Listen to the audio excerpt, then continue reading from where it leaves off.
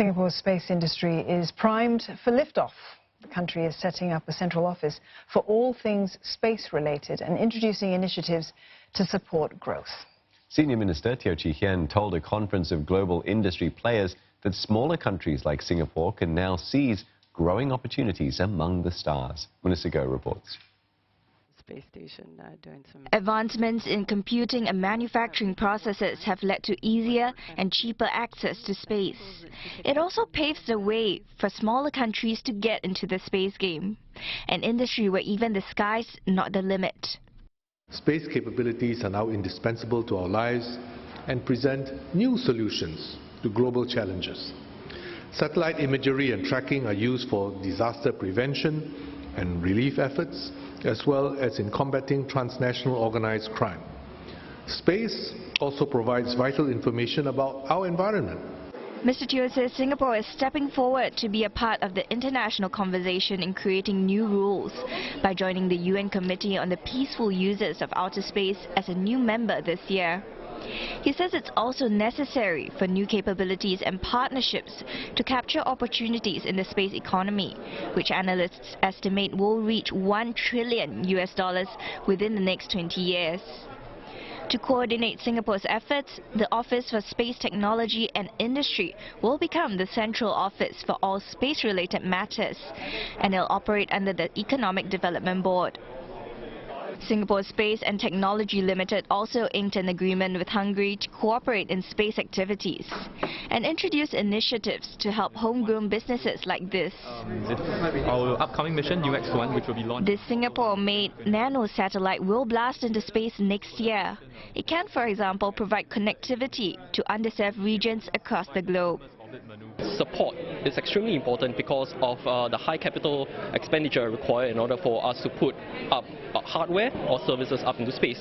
Typically for space companies, the runway is very, very long. We need a long time horizon in order for us to start to see positive returns.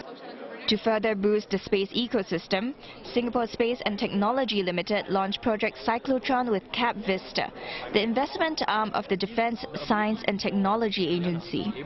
It will take in 10 regional space and deep tech companies and provide them with insights and resources to become commercially viable. It also announced an accelerator program with Enterprise Singapore to help startups interested in Asia Pacific. And joining us tonight is Jonathan Hung, President of the Singapore Space and Technology Association. Jonathan, thanks for coming in.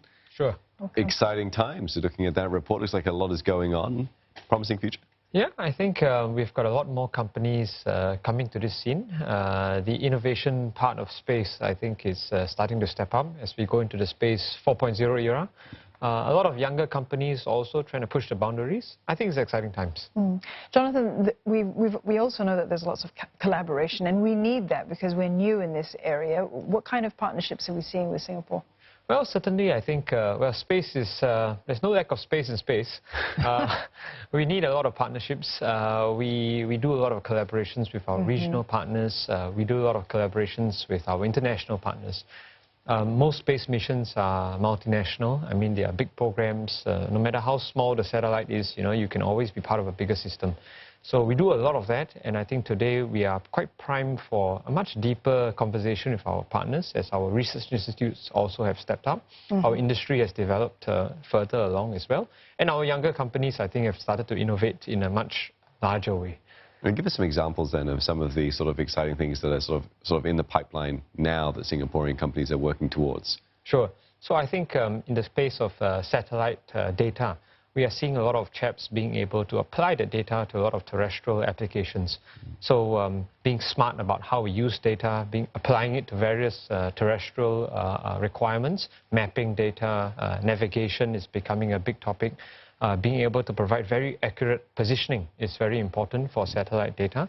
And also, I think we are starting to see a lot of startups starting to break new ground in communications, which is also a very big driver in the economy. So tell us more about new space environment, because that's an interesting one. So new space really encompasses a very broad range of new companies, new ideas, highly innovative products. I guess because of the boundaries and the barriers of entry to space being lowered, we have a lot of young companies being able to now disrupt. Not that traditional space is no good. We always need that strong foundation, and they are also continuing their evolution. But the new space companies, let's coin them in that way, in that bucket, I think are starting to see things with a different lens. They're more agile, and they also have a mixed bag of experience when they come together in their new startup companies, faster time to market in innovation, and I think that's the trending that we are seeing. It's very interesting seeing a sector that has barely taken off already being disrupted in that sense. Yeah, very much so. Like it's like the mobile device industry. You know, I think we see space the same. It started for decades, and it needs to change. And I think that's where we are today. Okay, and how do you see this going forward then? Space tech might seem like something that doesn't come to mind straight away, and Singapore being a very small player in this as well. How do you see Singapore's place in space?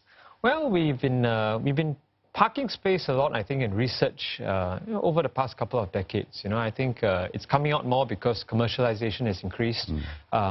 It's going out to market. Singapore, I think, can play in this role because we are a very connected location, and connectivity, its hub status, plays very well in the space domain. Again, because space requires a very large international partnership. So Singapore companies have started to tap a lot on that.